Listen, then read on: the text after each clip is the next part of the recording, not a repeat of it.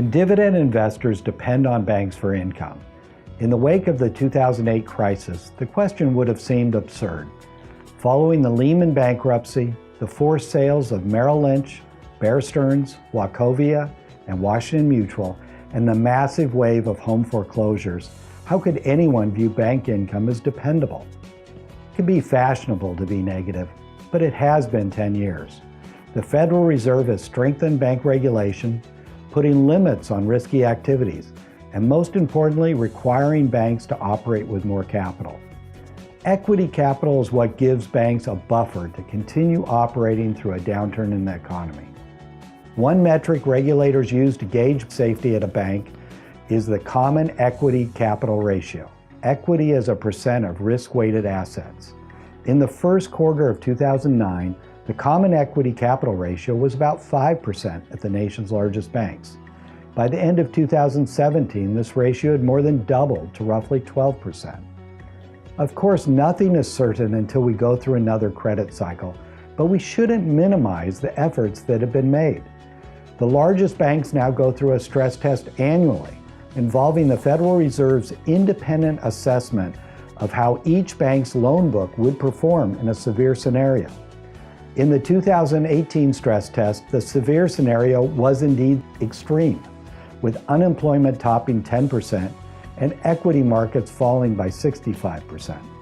Clearly, this severe scenario would have been too much to endure just following the financial crisis. But it has been 10 years.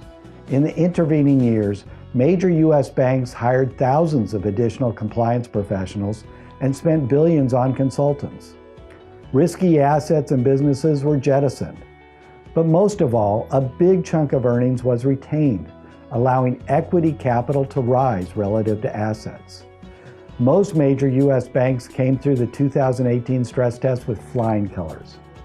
After years of caution, the Fed is now allowing banks to return capital to shareholders via dividends and share buybacks. For large U.S. banks, the average dividend increase this year was over 20%. In addition, these same banks were allowed to buy back up to 6% of their outstanding shares. We believe these remarkable approvals are a clear signal from the Fed that the banking system is now well capitalized and dividend investors can once again view banks as a reliable source of income. Naturally, the risk of widespread loan defaults will always exist, but U.S. banks now have the capital buffer to sail through all but the roughest waters without cutting dividends.